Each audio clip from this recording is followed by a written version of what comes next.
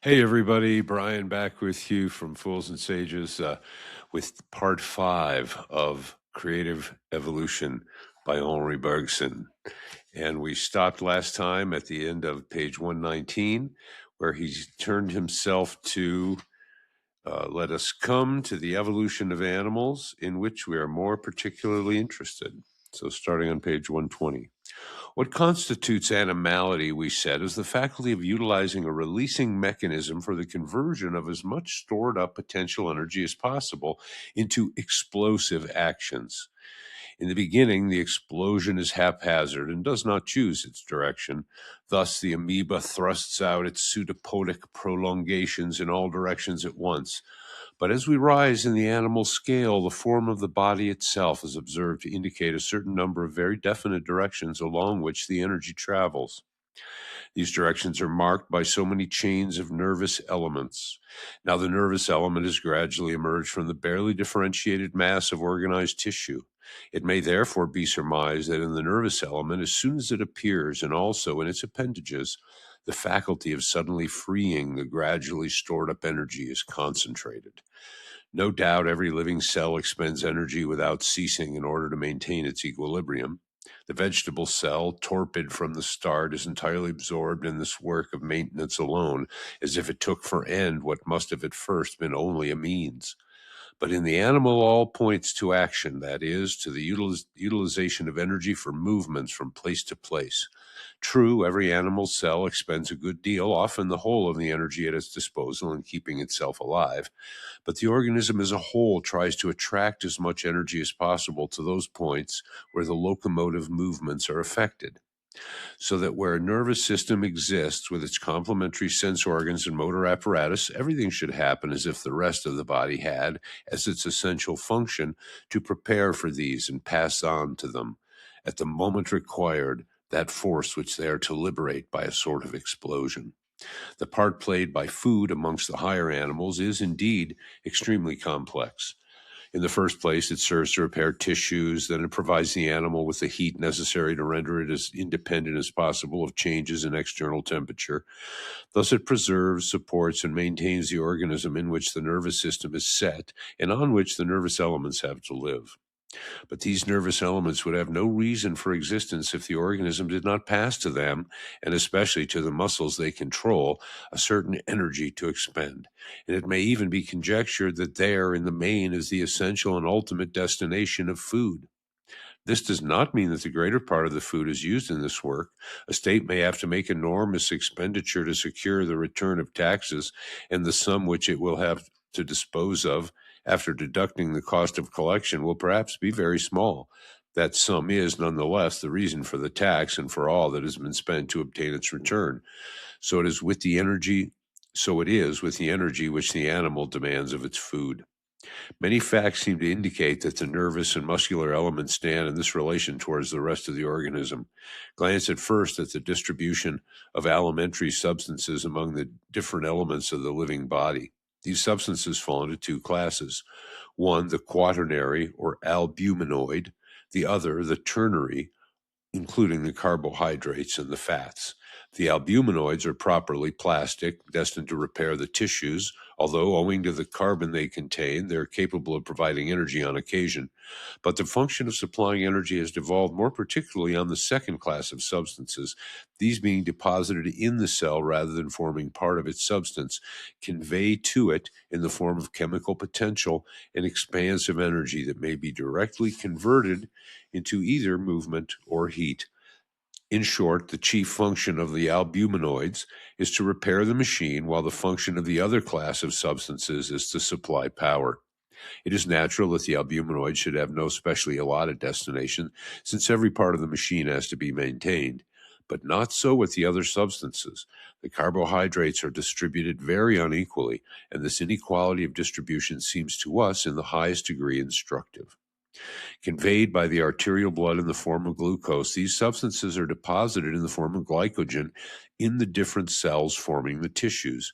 We know that one of the principal functions of the liver is to maintain at a constant level the quantity of glucose held by the blood by means of the reserves of glycogen secreted by the hepatic cells. Now, in this circulation of glucose, the accumulation of glycogen and the accumulation of glycogen, it's easy to see that the effect is as if the whole effort of the organism, were directed towards providing with potential energy the elements of both the muscular and nervous tissues. The organism proceeds differently in the two cases, but it arrives at the same result. In the first case, it provides the muscle cell with a large reserve deposited in advance. The quantity of glycogen contained in the muscles is indeed enormous in comparison with what is found in the other tissues. In the nervous tissue, on the contrary, the reserve is small. The nervous elements, whose function is merely to liberate the potential energy stored in the muscle, never have to furnish much work at one time. But the remarkable thing is that this reserve is restored by the blood at the very moment that it is expended, so that the nerve is instantly recharged with potential energy. Muscular tissue and nervous tissue are therefore both privileged, the one in that it is stocked with a large reserve of energy, and the other in that it is always served at the instant it is in need and to the exact extent of its requirements. More particularly, it is from the sensory motor system that the call for glycogen, the potential energy, comes, as if the rest of the organism were simply there in order to transmit force to the nervous system and to the muscles which the nerves control. True, when we think of the part played by the nervous system, even the sensory motor system, as regulator of the organic life, it may well be asked whether, in this exchange of good offices between it and the rest of the body, the nervous system is indeed a master that the body serves. But we shall already incline to this hypothesis when we consider, even in the static state only, the distribution of potential energy among the tissues, and we shall be entirely convinced of it when we reflect upon the conditions in which the energy is expended and restored. For suppose the sensory motor system is a system like the others, of the same rank as the others, borne by the whole of the organism, it will wait until an excess of chemical potential is supplied to it before it performs any work. In other words, it is the production of glycogen which will regulate the consumption by the nerves and muscles. On the contrary, if the sensory motor system is the actual master, the duration and extent of its action will be independent, to a certain extent at least, of the reserve of glycogen that it holds, and even of that contained in the whole of the organism. It will perform work, and the other tissues will have to arrange as they can to supply it with potential energy. Now, this is precisely what does take place, as is shown in particular by the experiments of Morat and Dufour. While the glycogenic function of the liver depends on the action of the excitatory nerves which control it, the action of these nerves is subordinated to the action of those which stimulate the locomotor muscles. In this sense, that the muscles begin by expending without calculation, thus consuming glycogen, impoverishing the blood of its glucose, and finally causing the liver, which has had to pour into the impoverished blood some of its reserve of glycogen, to manufacture a fresh supply. From the sensory motor system, then, everything starts. On that system, everything converges, and we may say without metaphor that the rest of the organism is at its service. Consider again what happens in a prolonged fast. It is a remarkable fact that in animals that have died of hunger, the brain is found to be almost unimpaired, while the other organs have lost more or less of their weight and their cells have undergone profound changes. It seems as though the rest of the body has sustained the nervous system to the last extremity, treating itself simply as a means of which the nervous system is the end. To sum up, if we agree, in short, to understand by, quote, the sensory motor system, unquote, the cerebrospinal nervous system together with the sensorial apparatus in which it is prolonged and the locomotor muscles it controls, we may say that a higher organism is essentially a sensory motor system installed on systems of digestion, respiration, circulation, secretion, etc., whose function it is to repair, cleanse, and protect it, to create an unvarying internal environment for it, and above all, to pass it potential energy to convert into locomotive movement. And he's got some quotes here from the scientific studies in 1894 and 1898, from which he got those conclusions.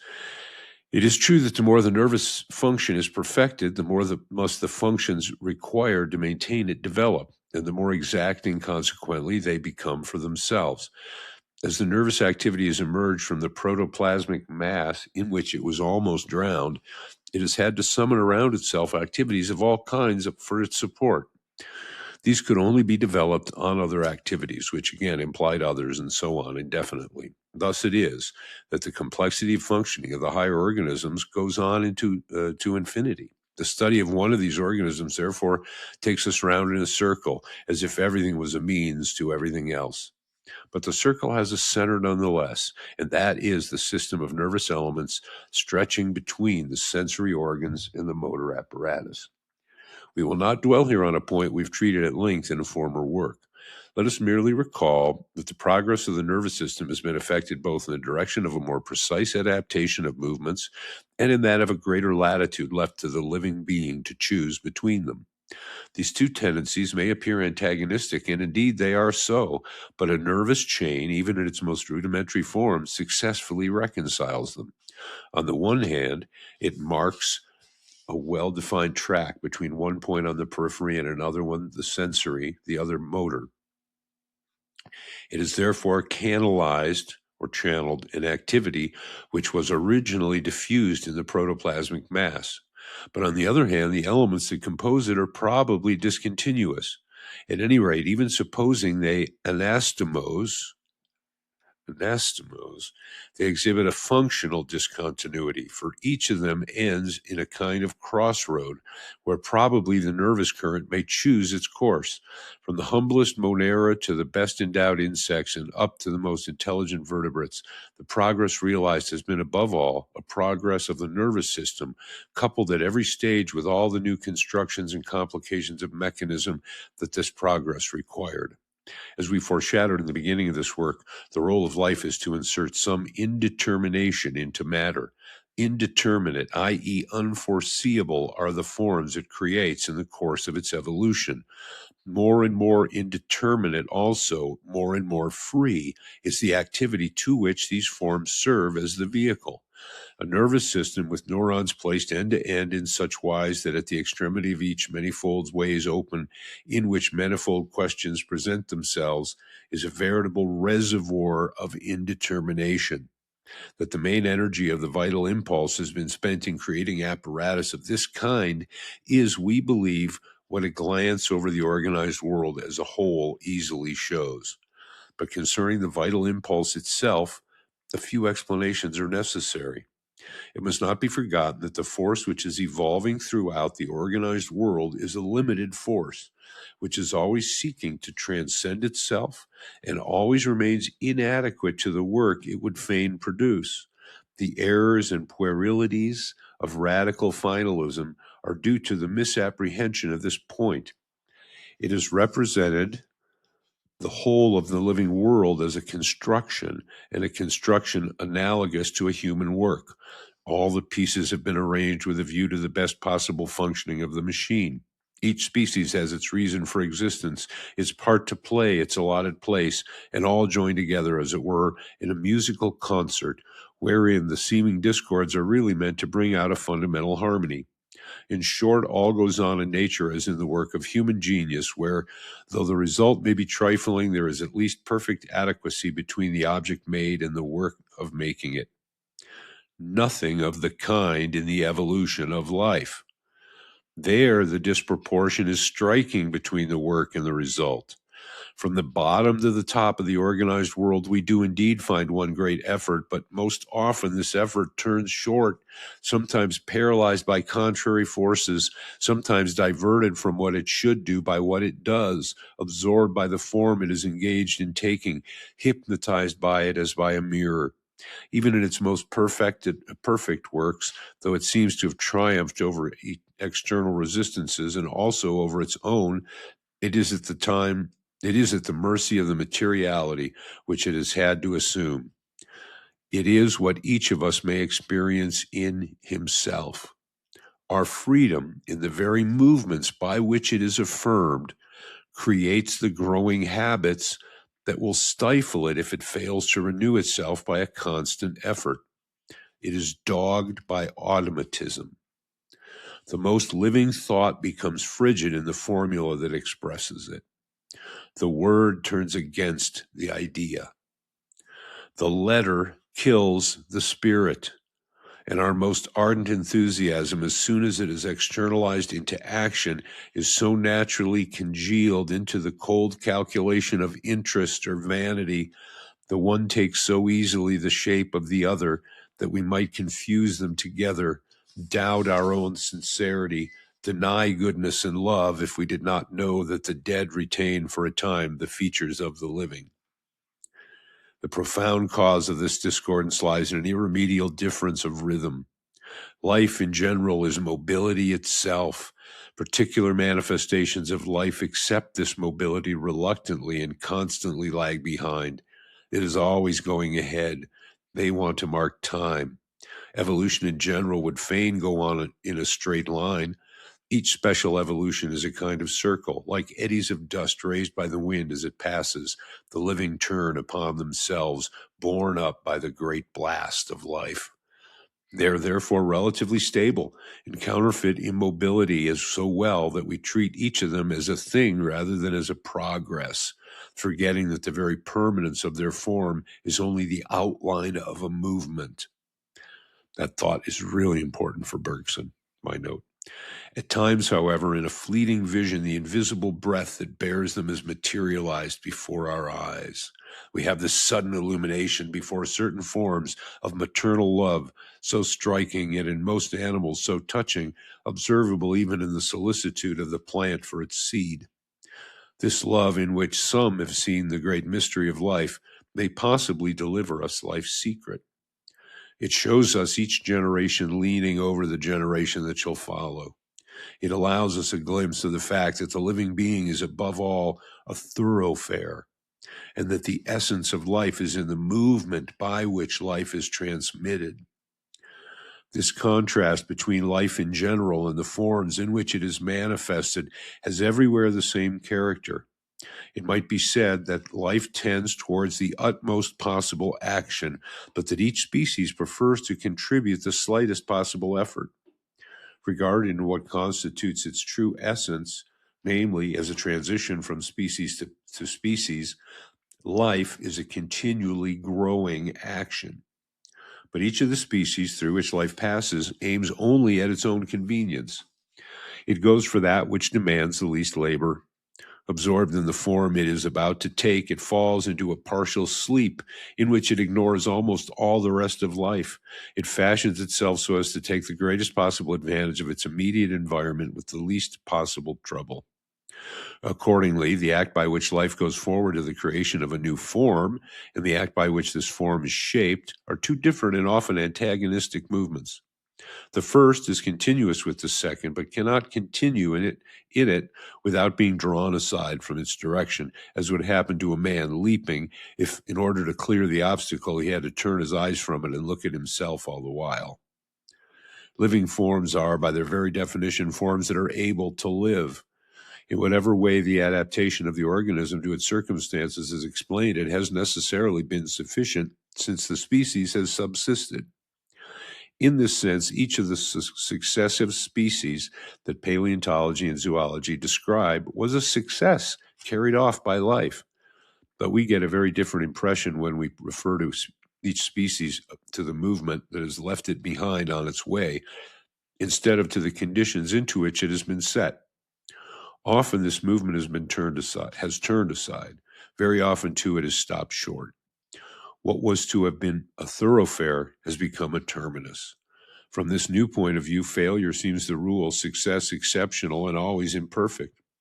We shall see that of the four main directions along which animal life bent its course, two have led to blind alleys, and in the other two, the effort has generally been out of proportion to the result. Documents are lacking to reconstruct this history in detail, but we can make out its main lines. We've already said that animals and vegetables must have separated soon from their common stock, the vegetable falling asleep in immobility, the animal, on the contrary, becoming more and more awake and marching on to the conquest of a nervous system. Probably the effort of the animal kingdom resulted in creating organisms still very simple, but endowed with a certain freedom of action, and above all, with a shape so undecided that it could lend itself to any future determination. These animals may have resembled some of our worms, but with this difference, however. that the worms living today, to which they could be compared, are but the empty and fixed examples of infinitely plastic forms, pregnant with an unlimited future in common stock of the echinoderms, mollusks, arthropods, and vertebrates. One danger lay in wait for them, one obstacle which might have stopped the soaring course of animal life. There is one peculiarity with which we cannot help being struck when glancing over the fauna of primitive times, namely the imprisonment of the animal in a more or less solid sheath, which must have obstructed and often even paralyzed its movements. The mollusks of that time had a shell more universally than those of today. The arthropods in general were provided with a carapace, and most of them were crustaceans. The more ancient fishes had a bony sheath of extreme hardness. The explanation of this general fact should be sought, we believe, in a tendency of soft organisms to defend themselves against one another by making themselves, as far as possible, undevourable. Each species, in the act by which it comes into being, trends towards that which is most expedient. Just as among primitive organisms, there were some that turned towards animal life by refusing to manufacture organic out of inorganic material and taking organic substances ready-made from organisms that had turned towards the vegetative life. So among the animal species themselves, many contrive to live at the expense of other animals. For an organism that is animal, that is to say mobile, can avail itself of its mobility to go in search of defenseless animals and feed on them quite as well as on vegetables. So the more species became mobile, the more they became voracious and dangerous to one another.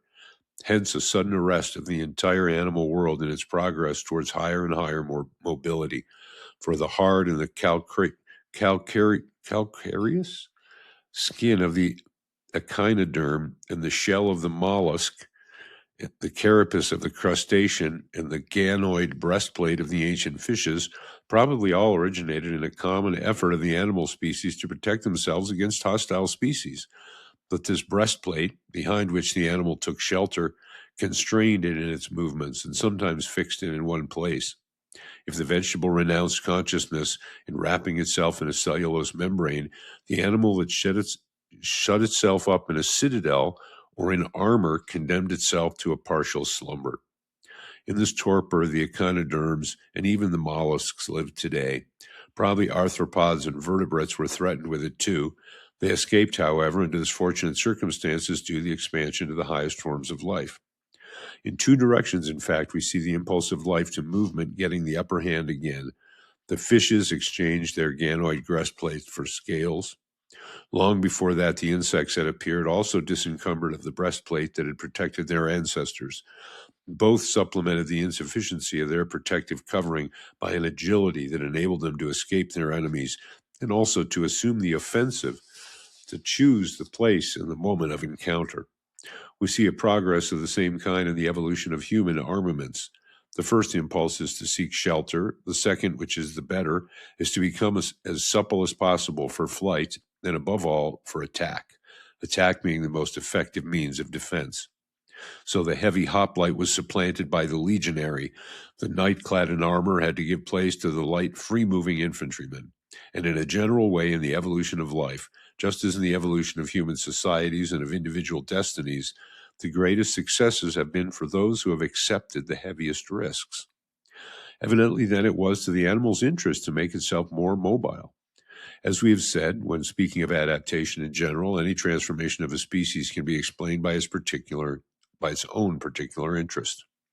This will give the immediate cause of the variation, but often only the most superficial cause. The profound cause is the impulse which thrust life into the world, which made it divide into vegetables and animals, which shunted the animal on to suppleness of form, and which, at a certain moment in the animal kingdom threatened with torpor, secured that, on some points at least, it should rouse itself up and move forward. On the two paths along which the vertebrates and the arthropods have separately evolved, development, apart from retrogressions connected with parasitism or any other cause, has consisted above all in the progress of the sensory motor nervous system. Mobility and suppleness were sought for, and also, through the many experimental attempts, and not without a tendency to excessive substance and brute force at the start, variety of movements. But this quest itself took place in divergent directions. A glance at the nervous system of the arthropods and that of the vertebrates shows us the difference. In the arthropods, the body is formed of a series more or less long of rings set together. A series more or less long of rings set together. Motor activity is thus distributed amongst a varying, sometimes a considerable number of appendages, each of which has its special function. In the vertebrates, heavy activity is concentrated in two pairs of members only, and these organs perform functions which depend much less strictly on their form.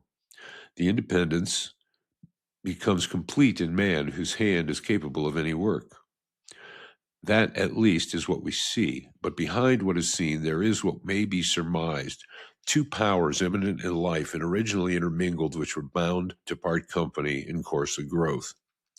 To define these powers, we must consider in the evolution both of the arthropods and the vertebrates, the species which mark the culminating point of each. How is this point to be determined? Here again, to aim at geometrical precision will lead us astray. There's no single simple sign by which we can recognize that one species is more advanced than another on the same line of evolution. There are manifold characters that must be compared and weighed in each particular case in order to ascertain to what extent they're essential or accidental and how far they must be taken into account. It is unquestionable, for example, that success is the most general criterion of superiority, the two terms being up to a certain point synonymous. By success must be understood, so far as the living being is concerned, an aptitude to develop in the most diverse environments through the greatest possible variety of obstacles so as to cover the widest possible extent of ground. A species which claims the entire Earth for its domain is truly a dominating and consequently superior species. Such is the human species, which represents the culminating point of the evolution of the vertebrate. But such also are, in the series of the articulate, the insects, and in particular certain hymenoptera. It has been said of the ants that, as man is lord of the soil, they are lords of the subsoil. On the other hand, a group of species that has appeared late may be a group of degenerates, but for that some special cause of retrogression must have intervened. By right, this group should be superior to the group from which it is derived, since it would correspond to a more advanced stage of evolution. Now, man is probably the latest comer of the vertebrates, and in the insect series, no species is later than the hymenoptera, unless it be the lepidoptera, which are probably degenerates living parasitically off of flowering plants. So, by different ways, we're led to the same conclusion. The evolution of the arthropods reaches its culminating point in the insect, and in particular in the hymenoptera, as that of the vertebrates in man. Now, since instinct is nowhere so developed as in the instinct world, and in no group of instincts so marvelously as in the hymenoptera, it may be said that the whole evolution of the animal kingdom, apart from retrogressions towards vegetative life, has taken place on two divergent paths, one of which led to instinct and the other to intelligence. Vegetative torpor, instinct, and intelligence. These then are the elements that coincided in the vital impulsion common to plants and animals, and which, in the course of a development in which they were made manifest in the most unforeseen forms, have been dissociated by the very fact of their growth. The cardinal error which, from Aristotle onwards, has vitiated most of the philosophies of nature is to see in vegetative, instinctive, and rational life three successive degrees of the development of one and the same tendency, whereas they are three divergent directions of an activity that is split up as it grew. The difference between them is not a difference of intensity, nor more generally of degree, but of kind. It's important to investigate this point. We've seen in the case of vegetable and animal life how they are at once mutually complementary and mutually antagonistic. Now we must show that intelligence and instinct are also opposite and complementary. But let us first explain why we're generally led to regard them as activities of which one is superior to the other and based upon it, whereas in reality they are not things of the same order. They have not succeeded in one another, nor can we assign to them different grades. It is because intelligence and instinct, having originally been interpenetrating, retain something of their common origin. Neither is ever found in a pure state. We said that in the plant, the consciousness and mobility of the animal which lie dormant can be awakened, and that the animal lives under the constant menace of being drawn aside to the vegetative life. The two tendencies, that of plant and that of the animal, were so thoroughly interpenetrating to begin with that there has never been a complete severance between them. They haunt each other continually. Everywhere we find them mingled, and it is the proportion that differs. So with intelligence and instinct. There is no intelligence in which some traces of instinct are not to be discovered, more especially no instinct that is not surrounded with a fringe of intelligence. It is this fringe of intelligence that has been the cause of so many misunderstandings.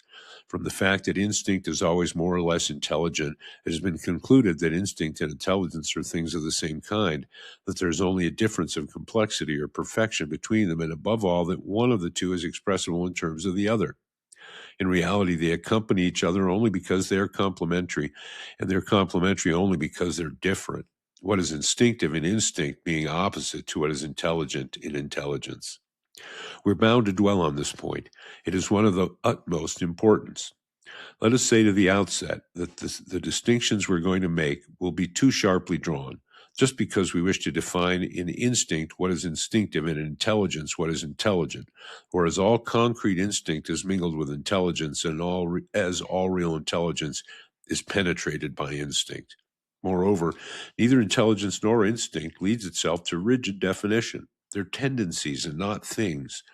Also, it must not be forgotten that in the present chapter we're considering intelligence and instinct as going out of life which deposits them along its course.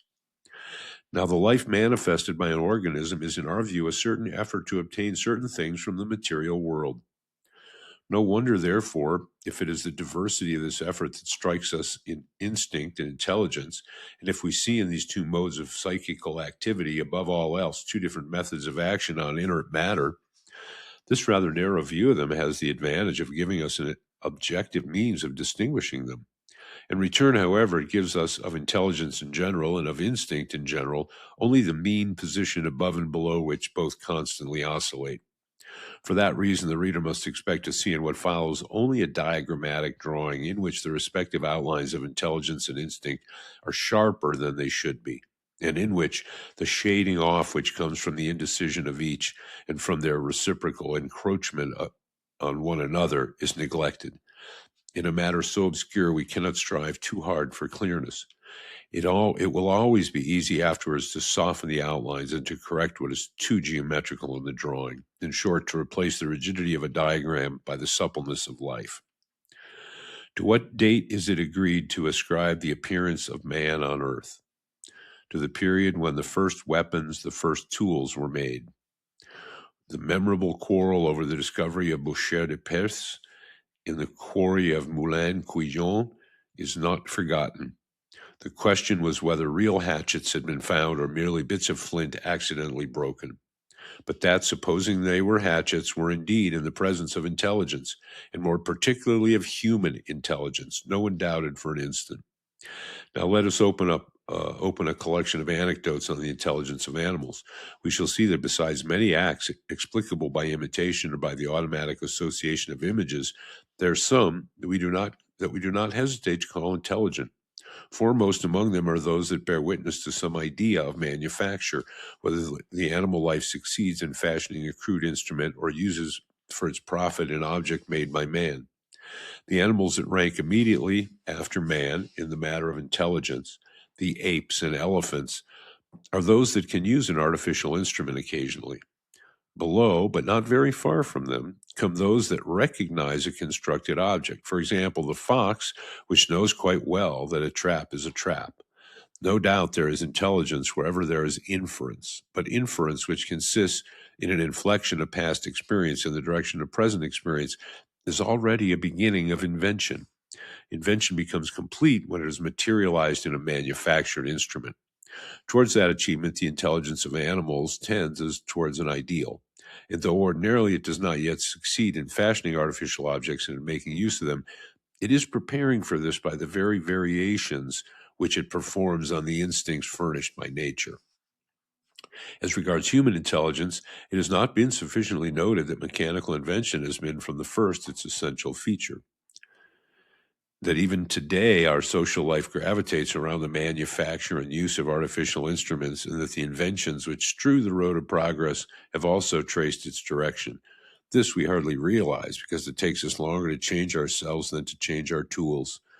Our individual and even social habits survive a good while the circumstances for which they were made, so that the ultimate effects of an invention are not observed until its novelty is already out of sight. A century has elapsed since the invention of the steam engine, and we're only just beginning to feel the depths of the shock it gave us. But the revolution it has effected in industry has nevertheless upset human relations altogether. New ideas are arising, new feelings are on the way to flower. In thousands of years, when seen from the distance, only the broad lines of the present age will still be visible. Our wars and our revolutions will count for little, even supposing they're remembered at all. But the steam engine and the procession of inventions of every kind that accompanied it will perhaps be spoken of as we speak of the bronze or of the chipped stone of prehistoric times. It will serve to define an age. If we could rid ourselves of all pride, if to define our species we kept strictly to what the historic and the prehistoric periods show us to be the constant characteristic of man and of intelligence, we should say not Homo sapiens, but Homo faber. In short, intelligence, considered in what seems to be its original feature, is the faculty of manufacturing artificial objects, especially tools to make tools, and of indefinitely varying the manufacture. Now, does an unintelligent animal also possess tools or machines? Yes, certainly, but here the instrument forms a part of the body that it uses, and corresponding to this instrument, there is an instinct that knows how to use it. True, it cannot be maintained that all instincts consist in a natural ability to use an inborn mechanism. Such a definition would not apply to the instincts which Romanes called secondary, and more than one primary instinct would not come under it. But this definition, like that which we have provisionally given of intelligence, determines at least the ideal limit towards which the very numerous forms of instinct are traveling. Indeed, it's often been pointed out that the most instincts are only the continuance, or rather the consummation, of the work of organization itself. Where does the activity of instinct begin, and where does that of nature end? We cannot tell. In the metamorphoses of the larva into the nymph and into the perfect insect, metamorphoses that often require appropriate action and a kind of initiative on the part of the larvae, there is no sharp line of demarcation between the instinct of the animal and the organizing work of living matter. We may say as we will, either that instinct organizes the instruments it is about to use, or that the process of organization is continued in the instinct that it has to use the organ. The most marvelous instincts of the insect do nothing but develop its special structure into movements. Indeed, where social life divides the labor among different individuals and thus allots them different instincts, a corresponding difference of structure is observed. The polymorphism of ants, bees, wasps, and certain pseudoneuroptera is well known. Thus, if we consider only these typical cases in which the complete triumph of intelligence and of instinct is seen, we find this essential difference between them. Instinct perfected is a faculty of using and even of constructing organized instruments. Intelligence perfected is the faculty of making and using unorganized instruments. The advantages and drawbacks of these two modes of activity are obvious. Instinct finds the appropriate instrument at hand. This instrument, which makes and repairs itself, which presents, like all the works of nature, an infinite complexity of detail combined with a marvelous simplicity of function, does at once, when required, what it is called upon to do, without difficulty and with a perfection that is often wonderful. In return, it retains an almost invariable structure, since a modification of it involves a modification of the species.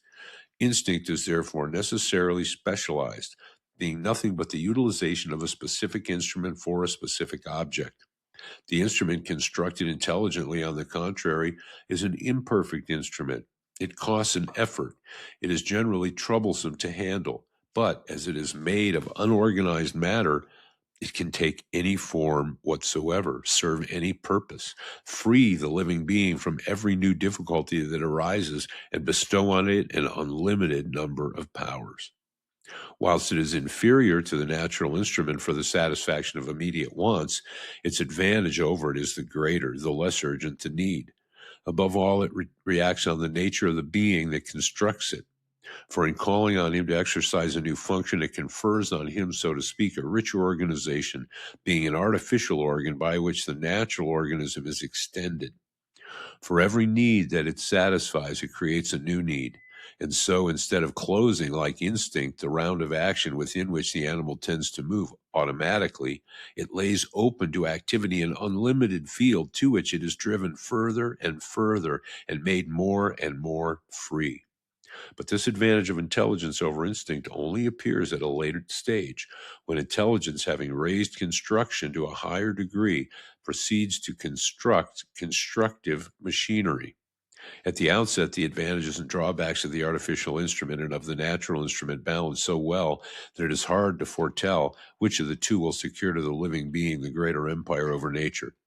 We may surmise that they began by being implied in each other, that the original psychical activity included both at once, and that if we went far enough back into the past, we should find instincts more nearly approaching intelligence than those of our instincts, of our insects, intelligence nearer to instinct than that of our vertebrates, intelligence and instinct being in this elementary condition prisoners of a matter which they are not yet able to control.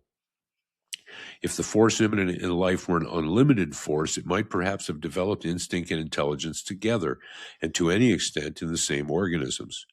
But everything seems to indicate that this force is limited, and that it soon exhausts itself in its very manifestation.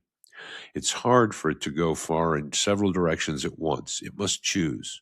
Now it has the choice between two modes of acting on the material world. It can either effect this action directly by creating an organized instrument to work with, or else it can effect it indirectly through an organism which, instead of possessing the required instrument naturally, will itself construct it by fashioning inorganic matter. Hence, intelligence and instinct, which diverge more and more as they develop, but which never entirely separate from each other. On the one hand, the most perfect instinct of the insect is accompanied by gleams of intelligence, if only in the choice of place, time, and materials of construction. The bees, for example, when by exception they build in the open air, invent new and really intelligent arrangements to adapt themselves to such new conditions. But on the other hand, intelligence has even more need of instinct than instinct has of intelligence. For the power to give shape to crude matter involves already a superior degree of organization, a degree to which the animal could not have risen save on the wings of instinct. So while nature has frankly evolved in the direction of instinct in the arthropods, we observe in almost all the vertebrates the striving after rather than the expansion of intelligence. It is the instinct still which forms the basis of their psychical activity, but intelligence is there and would fain supersede it. Intelligence does not yet succeed in inventing instruments, but at least it tries to by performing as many variations as possible on the instinct which it would like to dispense with. It gains complete self-possession only in man, and this triumph is attested by the very insufficiency of the natural means at man's disposal for defense against his enemies, against cold and hunger. This insufficiency, when we strive to fathom its significance, acquires the value of a prehistoric document. It is the final leave-taking between intelligence and instinct. But it is no less true that nature must have hesitated between two modes of psychical activity, one assured of immediate success but limited in its effects, the other hazardous, but whose conquest, if it should reach independence, might be extended indefinitely. Here again, then, the greatest success was achieved on the side of the greatest risk. Instinct and intelligence, therefore, represent two divergent solutions, equally fitting of one and the same problem. There ensue, it's true, profound differences of internal structure between instinct and intelligence. We shall dwell only on those that concern our present study. Let us say then that instinct and intelligence imply two radically different kinds of knowledge. But some explanations are first of all necessary on the subject of consciousness in general. It's been asked how far instinct is conscious. Our reply is that there are a vast number of differences and degrees, that instinct is more or less conscious in certain cases, unconscious in others. The plant, as we shall see, has instincts, but it's not likely that these are accompanied by feeling. Even in the animal, there is hardly any complex instinct that is not unconscious in some part at least of its exercise. But here we must point out a difference, not often noticed, between two kinds of unconsciousness. vis-a-vis that in which consciousness is absent and that in which consciousness is nullified. Both are equal to zero, but in one case, the zero expresses the fact that there is nothing. In the other, that we have two equal quantities of opposite sign which compensate and neutralize each other. The unconsciousness of a falling stone is of the former kind. The stone has no feeling of its fall. It is the same with the unconsciousness of instinct. In the extreme cases, is it the same with the unconsciousness of instinct in the extreme cases in which instinct is unconscious? When we mechanically perform an habitual action, when the somnambulist automatically acts his dream, unconsciousness may be absolute, but this is merely due to the fact that the representation of the act is held in check by the performance of the act itself, which resembles the idea so perfectly and fits it so exactly that consciousness is unable to find room between them. Representation is stopped up by action. The proof of this is that if the accomplishment of the act is arrested or thwarted by an obstacle, consciousness may reappear. It was there, but neutralized by the action which fulfilled and thereby filled the representation. The obstacle creates nothing positive. It simply makes a void, removes the stopper. This inadequacy of act to representation is precisely here what we call consciousness. If we examine this point more closely, we shall find that consciousness is the light that plays around the zone of possible actions or potential activity which surrounds the action really performed by the living being. It signifies hesitation or choice. Where many equally possible actions are indicated without there being any real action, as in a deliberation that has not come to an end, consciousness is intense. Where the action performed is the only action possible, as in the activity of the somnambulistic or more generally automatic kind, consciousness is reduced to nothing. Representation and knowledge exist nonetheless in the case if we find a whole series of systematized movements, the last of which is already prefigured in the first.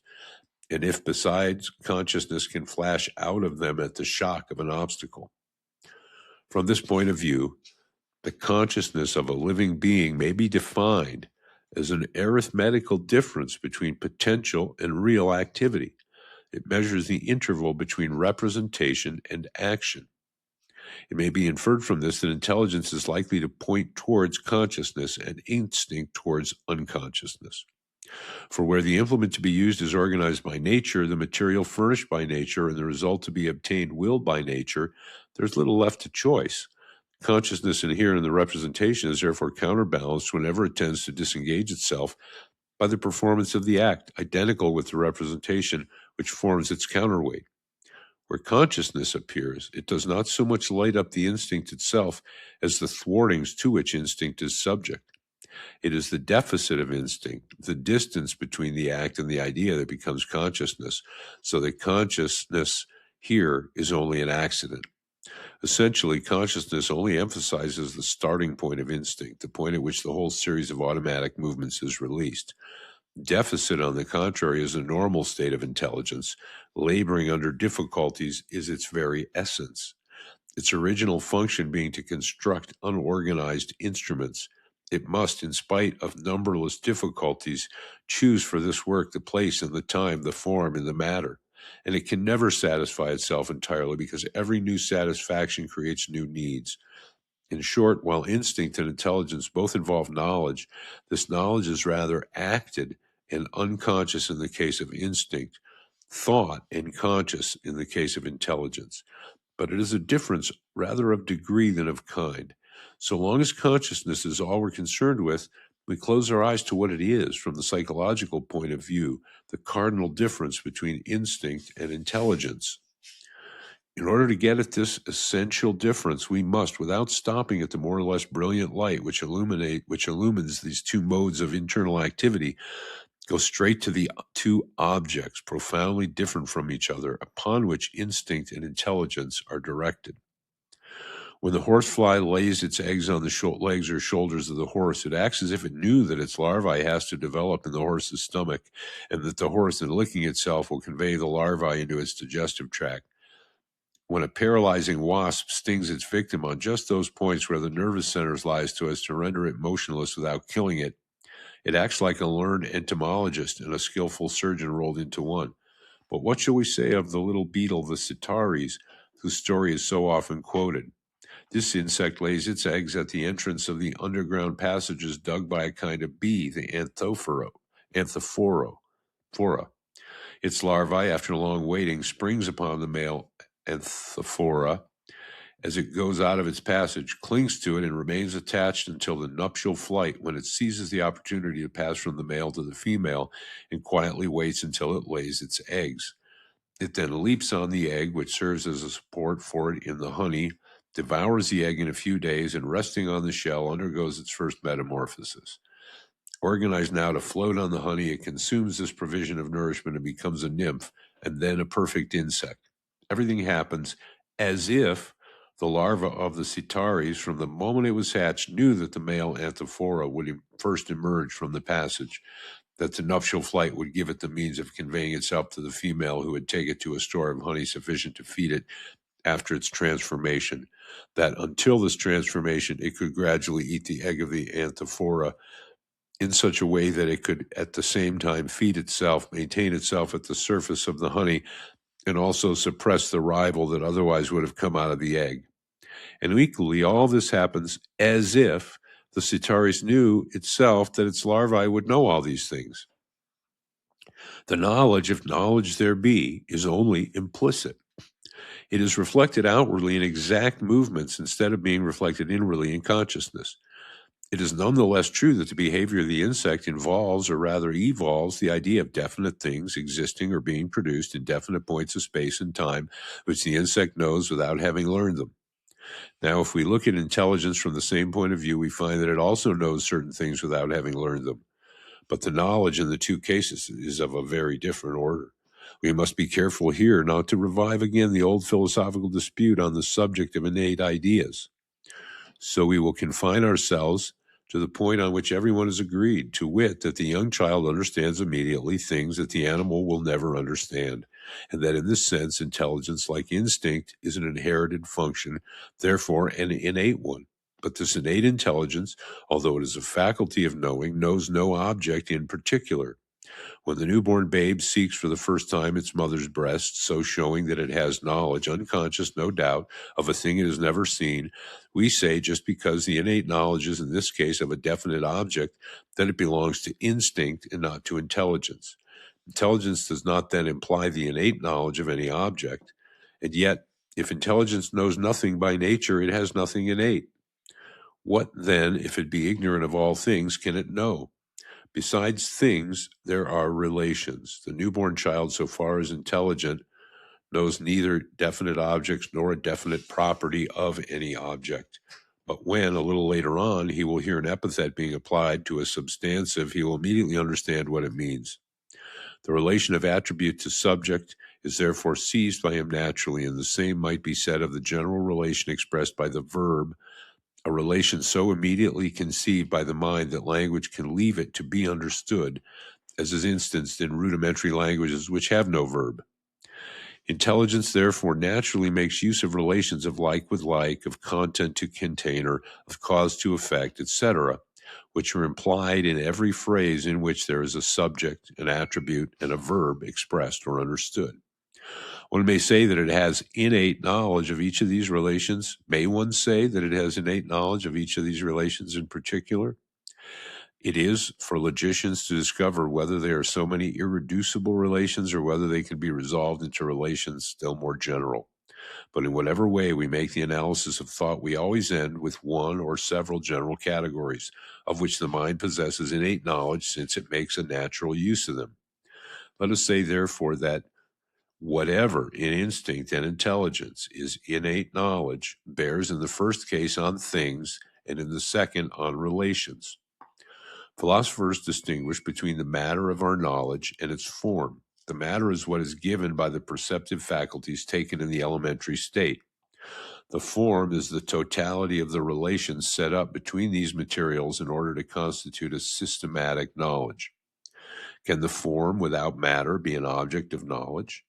Yes, without doubt, provided that this knowledge is not like a thing we possess so much as like a habit we have contracted, a direction rather than a state. It is, if we will, a certain natural bent of attention. The schoolboy who knows that the master is going to dictate a fraction to him draws a line before he knows what numerator and what denominator are to come. He therefore has present to his mind the general relation between the two terms, although he does not know either of them. He knows the form without the matter. So it is prior to experience with the categories into which our experience comes to be inserted. Let us adopt then words sanctioned by usage and give the distinction between intelligence and instinct this more precise formula. Intelligence, insofar as an innate, is the knowledge of a form. Instinct implies the knowledge of a matter. From the second point of view, which is that of knowledge instead of action, the force immanent in life in general appears to us again as a limited principle in which originally two different and even divergent modes of knowing coexisted and intermingled. The first gets at definite objects immediately in their materiality itself. It says, "This is what is," quote unquote. The second gets at no object in particular. It is only a natural power of relating an object to an object, or a part to a part, or an aspect to an aspect. In short, of drawing conclusions when in possession of the premises, of proceeding from what has been learned to what is still unknown.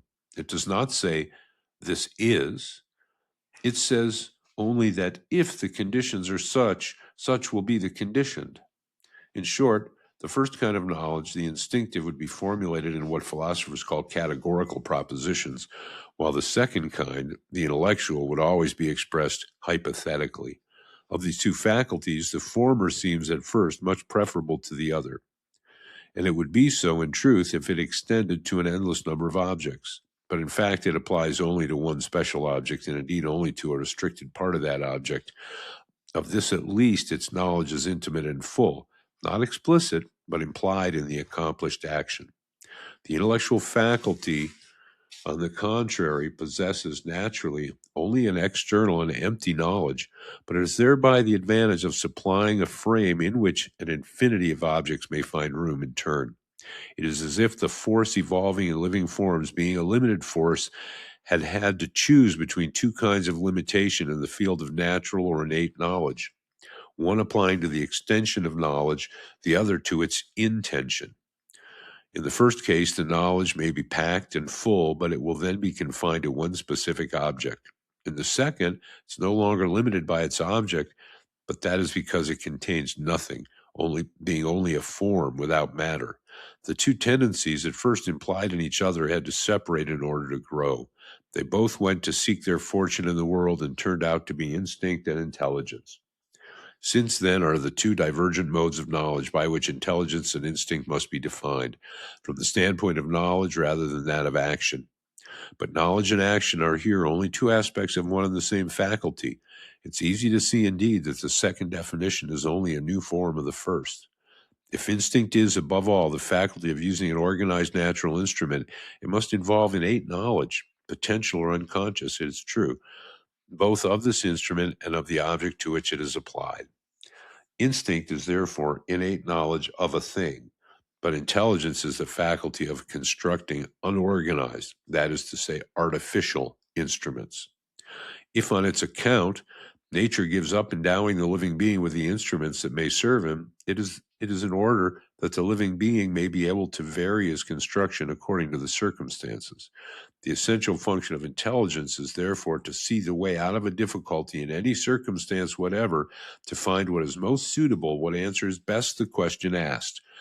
Hence, it bears essentially on the relations between a given situation and the means of utilizing it. What is innate in intellect, therefore, is the tendency to establish relations. This tendency implies the natural knowledge of certain very general relations, a kind of stuff that the activity of each particular intellect will cut up into more special relations. Where activity is directed towards manufacture, therefore, knowledge necessarily bears on relations. But this entirely formal knowledge of intelligence has an immense advantage over the material knowledge of instinct. A form, just because it is empty, may be filled at will with any number of things in turn, even with those that are of no use, so that a formal knowledge is not limited to what is practically useful, although it is in view of practical utility that has made its appearance in the world. An intelligent being bears within himself the means to transcend his own nature. He transcends himself, however, less than he wishes, less also than he imagines himself to do. The purely formal character of intelligence deprives it of the ballast necessary to enable it to settle itself on the objects that are of the most powerful interest to speculation. Instinct, on the contrary, has the desired materiality, but it is incapable of going so far in quest of its object. It does not speculate. Here we reach the point that most concerns our present inquiry. The difference that we shall now proceed to denote between instinct and intelligence is what the whole of this analysis was meant to bring out. We formulate it thus. There are things that intelligence alone is able to seek, but which by itself it will never find. These things instinct alone could find, but it will never seek them. It is necessary here to consider some preliminary details that concern the mechanism of intelligence. We've said that the function of intelligence is to establish relations. Let us determine more precisely the nature of these relations. On this point, we're bound to be either vague or arbitrary so long as we see in the intellect a faculty intended for pure speculation. We are then reduced to taking the general frames of the understanding for something absolute, irreducible, and inexplicable. The understanding must have fallen from heaven with its form, as each of us is born with his face. This form may be defined, of course, but that is all. There is no asking why it is, what it is, rather than anything else. Thus it'll be said that the function of the intellect is essentially unification, that the common object of all its operations is to introduce a certain unity into the diversity of phenomena and so forth.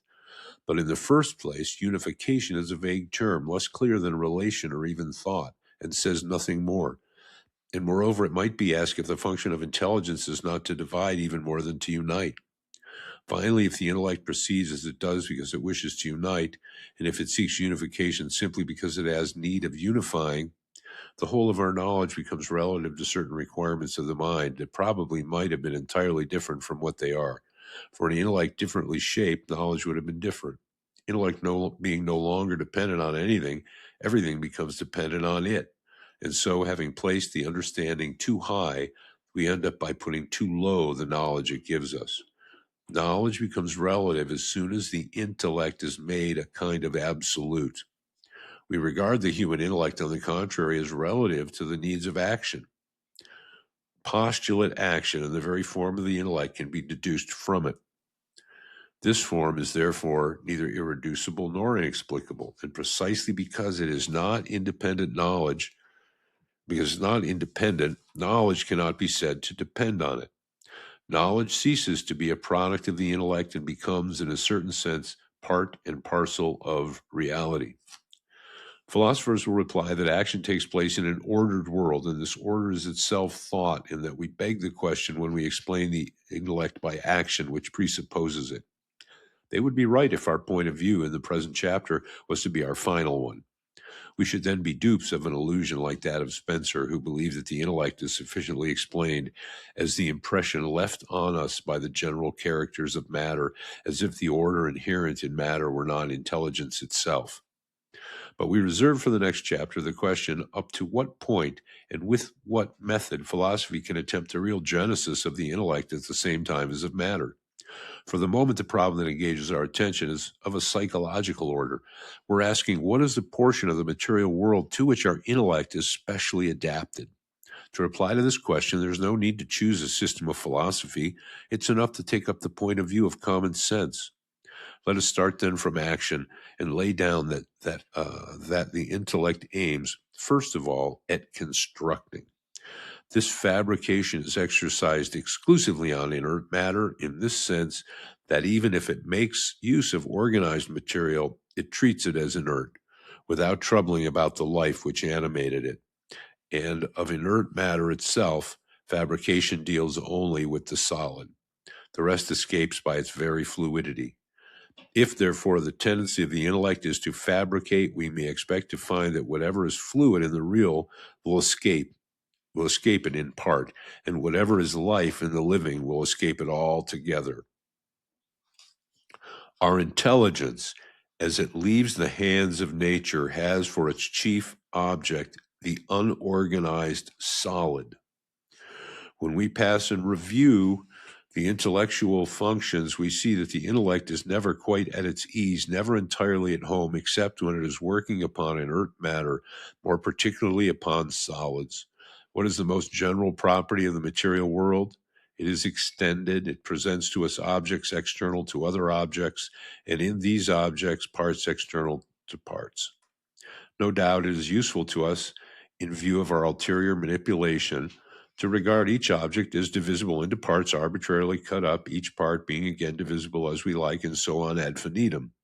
But it is above all necessary for our present manipulation to regard the real object in hand, or the real elements into which we have resolved it, as provisionally final, and to treat them as so many units. To this possibility of decomposing matter as much as we please and in any way we please, we allude when we speak of the continuity of material extension. But this continuity, as we see it, is nothing else but our ability, an ability that matter allows to us to choose the mode of discontinuity we shall find in it. It's always, in fact, the mode of discontinuity once chosen that appears to us as the actually real one, and that which fixes our attention, just because it rules our action. Thus, discontinuity is thought for itself. It is thinkable in itself. We form an idea of it by a positive act of our mind, while the intellectual representation of continuity is negative, being at bottom only the refusal of our mind before any actually given system of decomposition to regard it as the only possible one.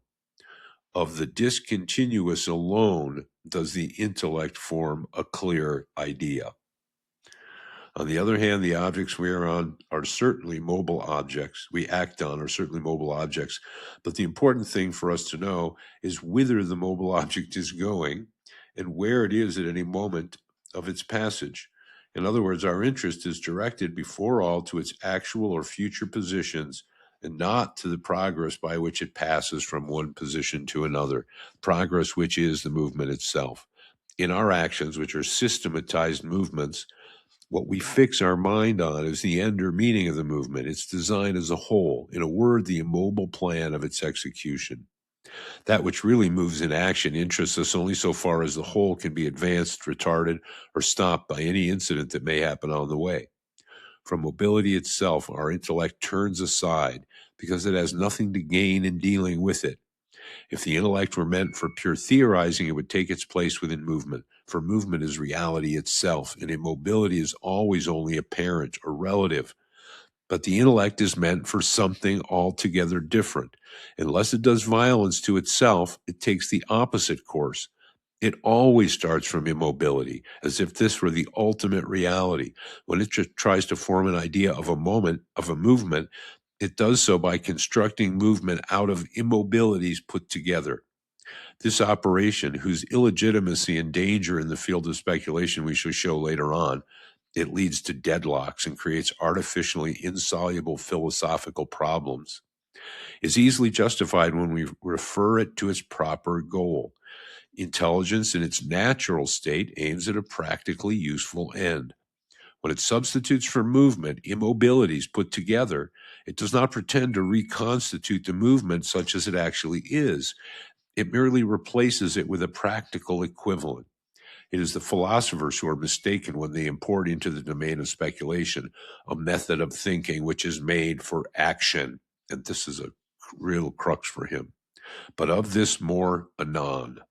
Suffice it now to say that to the stable and unchangeable our intellect is attached by virtue of its natural disposition.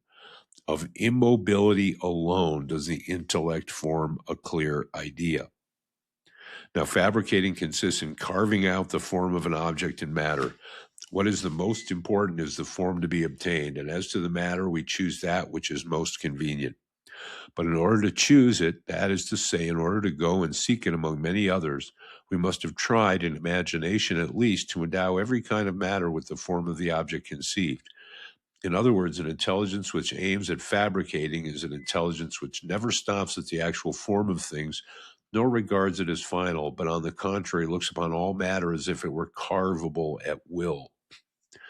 Plato compares the good dialectician to the skillful cook who carves the animal without breaking its bones by following the articulations marked out by nature. That's in the Phaedrus, I guess. Uh, an intelligence which always proceeds thus would really be an intelligence turned towards speculation. But action, and in particular fabrication, requires the opposite mental tendency. It makes us consider every actual form of things, even the form of natural things, as artificial and provisional. It makes our thought efface from the object perceived, even though organized and living, the lines that outwardly mark its inward structure. In short, it makes us regard its matter as indifferent to its form. The whole of matter is made to appear to our thought as an immense piece of cloth in which we can cut out what we will and sew it together again as we please. Let us note in passing that it is this power that we affirm when we say that there is a space, that is to say, a homogeneous and empty medium, infinite and infinitely divisible, lending itself indifferently to any mode of decomposition whatsoever. A medium of this kind is never perceived, it is only conceived. What is perceived is extension, colored, resistant, divided according to the lines which mark out the boundaries of real bodies or of their real elements.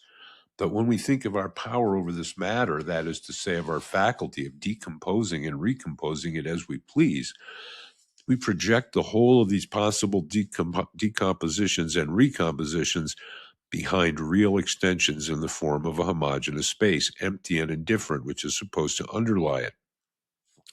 This space is therefore preeminently the plan of our possible action on things, although indeed things have a natural tendency, as we shall explain further on, to enter into a frame of this kind.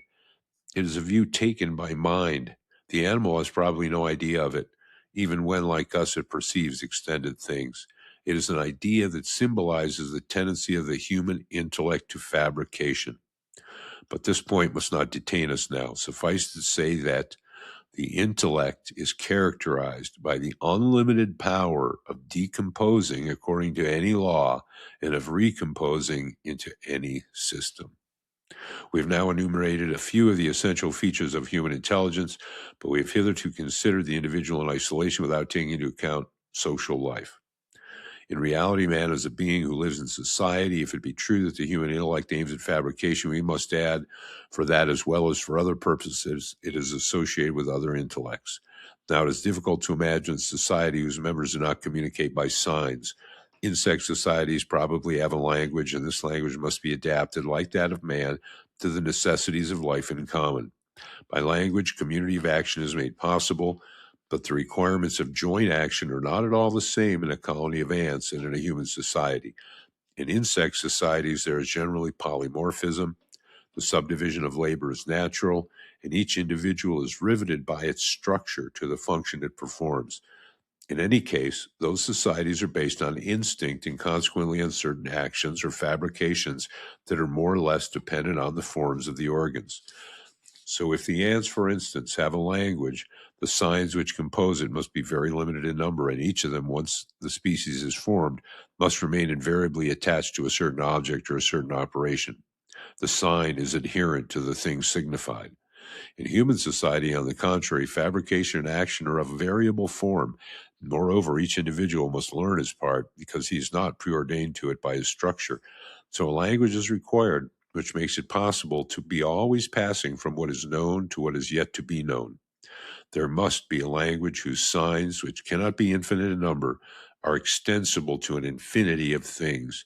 This tendency of the sign to transfer itself from one object to another is characteristic of human language. It is observable in the little child as soon as he begins to speak. Immediately and naturally, he extends the meaning of words he learns, availing himself of the most accidental connection or the most distant analogy to detach and transfer elsewhere the sign that has been associated in his hearing with a particular object. Anything can designate anything, such is the latent principle of infantine language. This tendency has been wrongly confused with the faculty of generalizing. The animals themselves generalize, and moreover, a sign, even an instinctive sign, always to some degree represents a genus. But what characterizes the signs of human language is not so much their generality as their mobility. The instinctive sign is adherent. The intelligent sign is mobile. That is the bottom of page 158, where we will leave it for today. and we will pick up on the function of the intellect at the next reading. We'll see you then.